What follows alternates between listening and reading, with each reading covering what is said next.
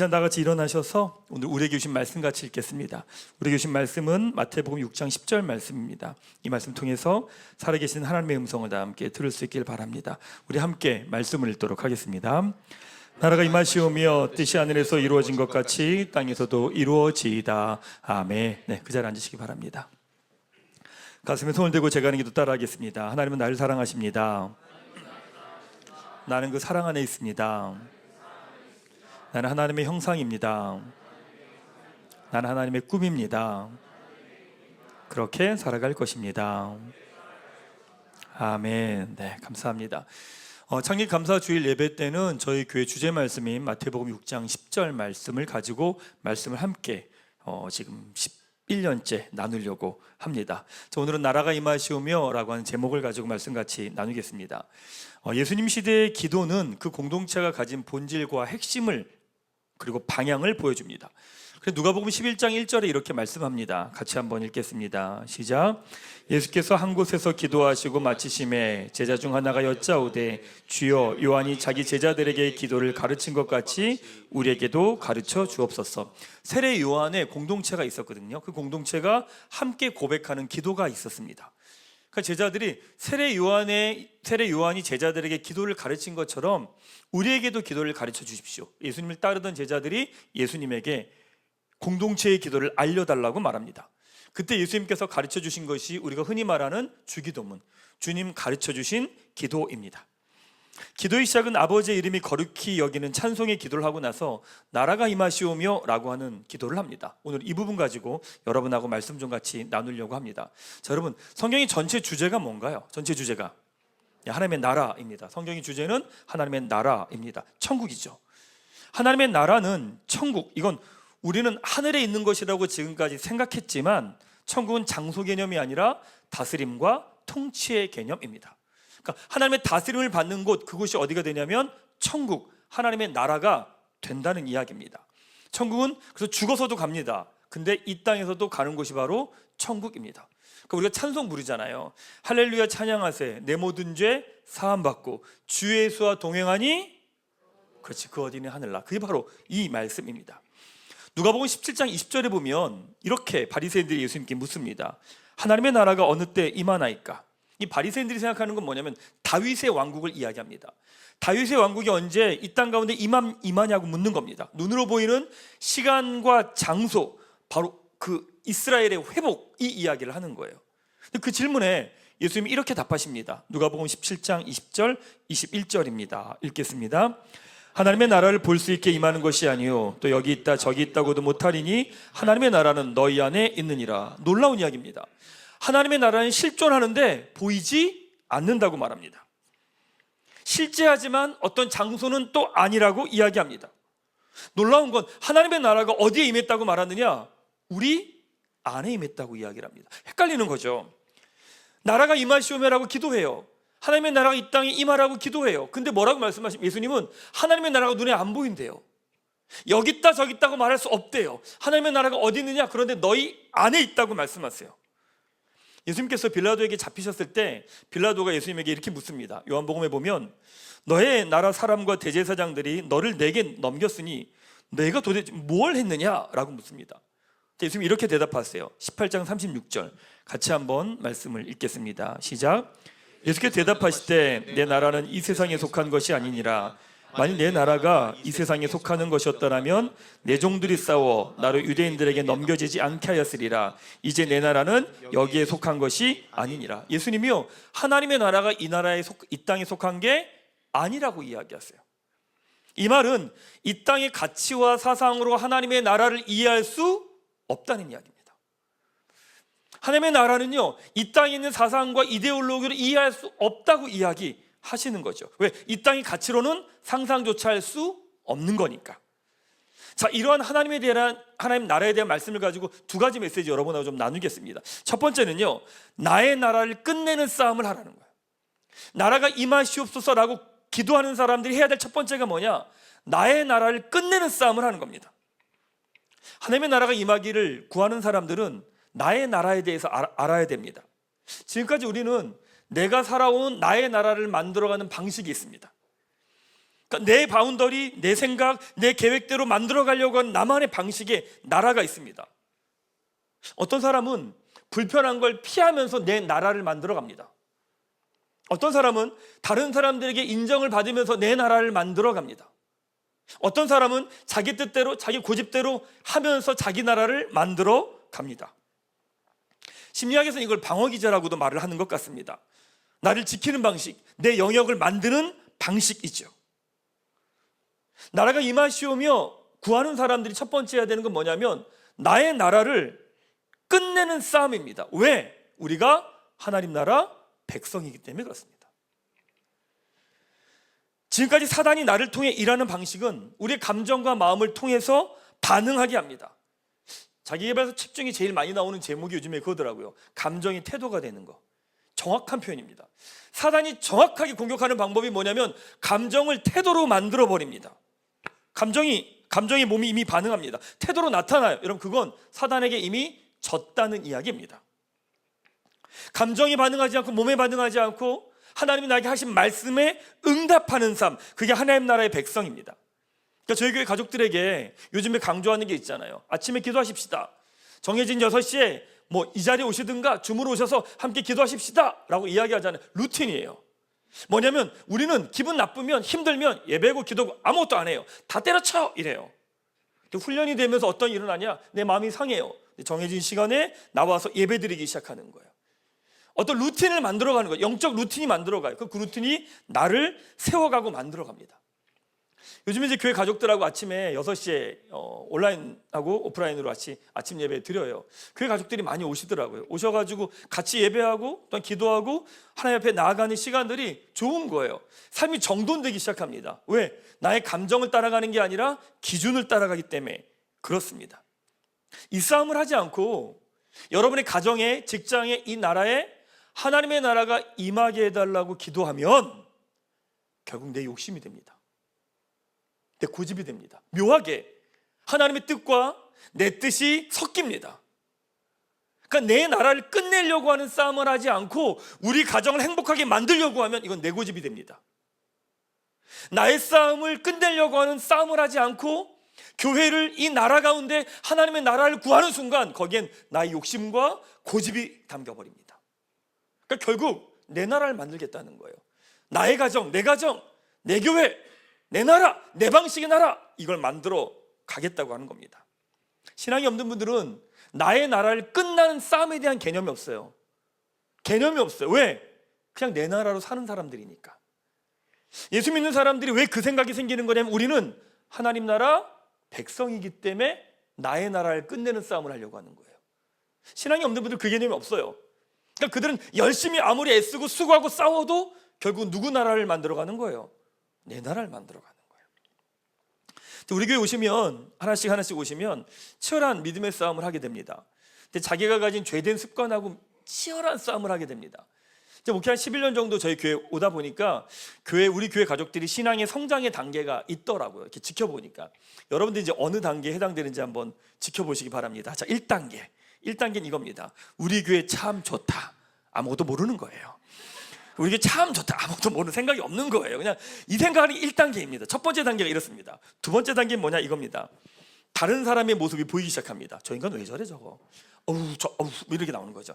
저 인간만 없으면 정말 교회 생활 편안하겠다 이런 거죠. 저 인간만 없으면 이 땅이 천국이겠다 이런 생각을 해요. 다른 사람만 보이기 시작합니다. 이 단계가 지나면 어떤 일이 일어나느냐? 세 번째 단계는요, 내 모습도 보입니다. 저 인간 진짜 싫어. 근데 난 또 왜 이래? 이렇게 되는 거예요. 그러니까 옛날 저 인간만 욕했는데 그 단계 지나니까 저 인간도 꼴보기 싫어 죽겠는데 나도 속 터지는 거야. 내 모습 보는데. 이 단계입니다. 이게. 자, 이제 그 다음 단계, 네 번째 단계 들어가면 이렇더라고요. 다른 사람은 안 보여요. 자기만 보여. 난 왜 이래 도대체? 왜 맨날 나 똑같은 데 무너지는 거야? 왜 맨날 이러고 있는 거야? 라고 하는 자기 모습만 보이게 됩니다. 자, 그 다음 단계가 넘어가는 게 뭐냐? 이겁니다. 다른 사람도 나도 안 보입니다. 누구만 보이냐면 주님만 보입니다. 그래, 말씀 앞에 살아가자. 주 앞에 순종하며 살아가자. 이 걸음들을 걸어갑니다. 마지막 단계가 이겁니다. 우리 교회 힘든데 참 좋다. 이게 보니까 저희 교회 가족들이 이 단계를 하나씩 넘어가더라고요.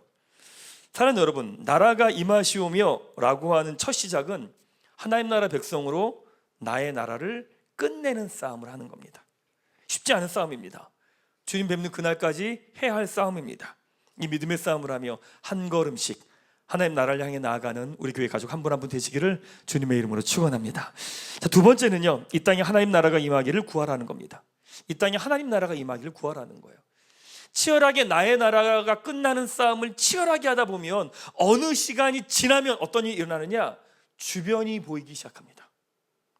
주변이 보이기 시작해요. 그러니까 내 나라를 치열하게 싸우다 보면 주변에 있는 사람들의 아픔과 눈물과 상함이 보이기 시작해요. 왜냐하면 하나님 창조의 그 마음을 알기 때문에 그 사람 안에 무너져 있는 것, 내가 하는 일터 가운데 무너져 있는 것, 이 땅 가운데 무너져 있는 것들이 하나씩 하나씩 보이기 시작합니다. 근데 모두가 똑같은 걸 보는 건 아니에요. 어떤 사람들은요, 장애인을 바라보면서 안타까워하는 마음을 갖습니다. 어떤 분은요, 어린아이를 바라보면서 안타까워하는 마음을 갖습니다. 어떤 분은요, 사회 구조와 시스템을 보고 안타까워하는 사람들이 있습니다. 그러니까 사람마다 보는 게 다 다른 거예요. 다 다른 거예요. 예전에 어떤 분이 저에게 이런 얘기 하더라고요. 목사님 왜 선교에 대해서 그렇게 열심을 안 내세요? 이런 이야기를 하는 거예요. 왜 그러냐 물어봤더니, 아니 목사님은 교회에 대한 이야기를 하시지만 선교에 대해서는 그렇게 많이 강조 안 하세요. 이런 이야기를 하시는 거예요. 제가 뭐라고 그랬냐면, 그래도 저는 결혼하고 그 다음 달에 아내랑 1년간 인도로 선교사 다녀왔는데, 그럼 댁은 뭐 선교에 얼마나 열심을 냅니까? 이렇게 대답하는 거예요. 저는 안 해요. 저랑 취향이 안 맞아서. 사람마다요. 저는요, 선교가 보이는 게 아니라 교회가 보여요. 그러니까 물론 선교는 교회의 부르심의 영역이기 때문에 선교를 해야 되는 거는 맞아요. 그래서 어느 정도는 합니다. 근데 제 안에 늘 보이는 건 뭐냐면 교회예요. 그러니까 제 머리에는 이런 게 있어요. 우리 교회도 뿐만이 아니라, 그럼 한국교회를 어떻게 섬기지? 어떻게 풀어가야 되지? 어떤 거 준비해야 되지? 이 고민이 저한테는 늘 있습니다. 놀라운 건 깨어진 현실이 자신이 겪은 아픔과 눈물과 현실과 맞닿아 있다는 거예요. 그걸로 아픈 사람이요, 다른 사람의 아픔이 보이기 시작합니다. 그러니까 하나님이 그 아픔을 비전으로, 부르심으로 그 사람을 만들어 가세요. 그것을 향해 나의 시간과 물질과 삶을 내어 드리는 거죠. 그게 우리가 해야 될 믿음의 응답입니다.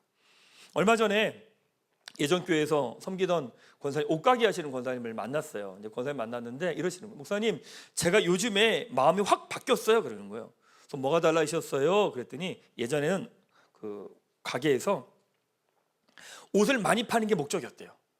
근데 지금 뭐냐면 마음에 맞는 옷을 파는 게 목적이래요. 어떻게 마음에 맞는 옷을 팔아요? 이렇게 여쭸더니 권사님이 이렇게 말씀하시더라고요. 아침마다 기도한대요. 아침마다 자기 매장에 들어온 사람들 위해서 기도한대요. 하나님, 여기 오는 사람들의 마음을 보게 해주십시오라고 하는 기도를 한대요. 그러면서 그 사람의 입이 이야기하는 게 아니라 마음이 말하는 거에 맞는 옷을 권해준대요.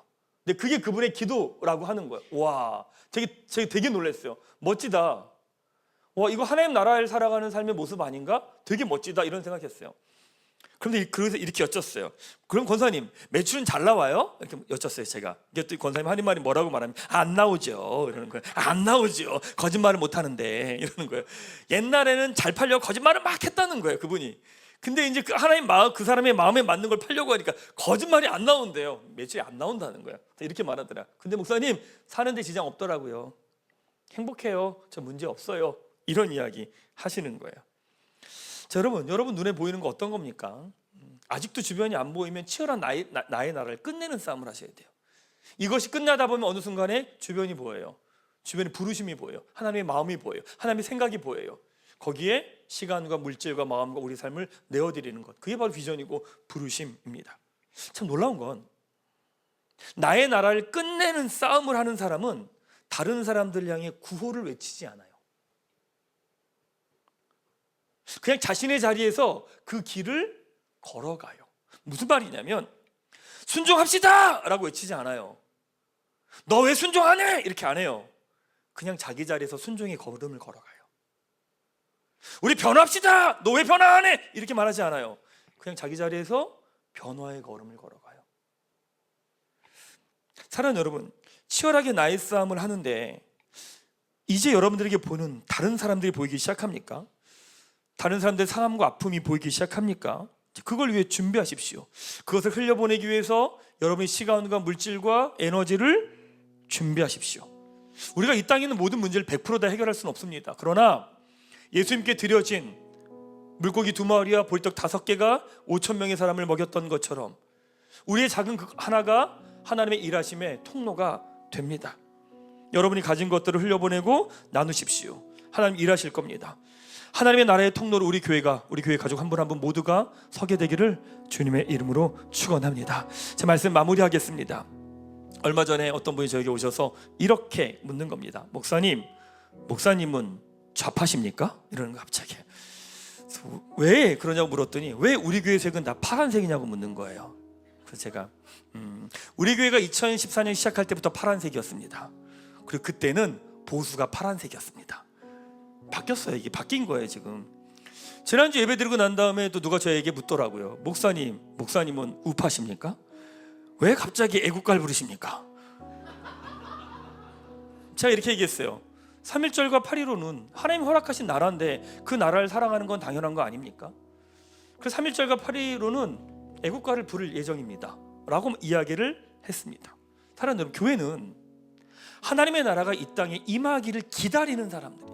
어느 한쪽이 다스리는 걸 기다리는 사람들이 아니라 하나님의 나라가 이 땅에 임하기를 구하고 기도하는 공동체가 바로 교회입니다. 진보에서도요 하나님 나라의 모습이 있고요, 보수에서도 하나님 나라의 모습이 있어요. 근데 본질적으로 하나님 나라라고 가장 큰 그룹 안에, 그 안에 진보가 담기고요 보수가 담기는 거예요. 그러기에 본질적으로 그것을 함께 모든 것을 담아낼 수 있는 유일한 공동체는 교회밖에 없어요. 그리고 믿는 사람들밖에 없어요. 우리 교회 가족들이 나름대로 정치적 성향이 다 있을 겁니다. 근데 어떤 정치적 성향을 갖더라도 여러분들이 반드시 해야 될 싸움이 뭐냐면 나의 나라를 끝내는 싸움을 해야 돼요. 나의 나라를 끝내는 싸움을 하지 않고 어느 자리에 있든지 그건 결국 내 욕심과 고집에 불과한 겁니다. 사랑하는 여러분, 치열하게 믿음의 싸움을 하십시오. 내가 서 있는 자리가 어딘지 나의 나라를 끝내는 싸움을 하십시오. 그 싸움을 하는 사람이 보수에 있든 진보에 있든 그 싸움을 하는 사람은 그 자리에서 하나님 나라의 삶을 살아가게 될 거예요. 나라가 임하시오며 하나님 나라가 임하기를 간절히 기도하며 이 땅에서 하나님 나라를 살아가는 꿈꾸는 교회와 우리 교회 가족 한 분 한 분 되시기를 주님의 이름으로 축원합니다.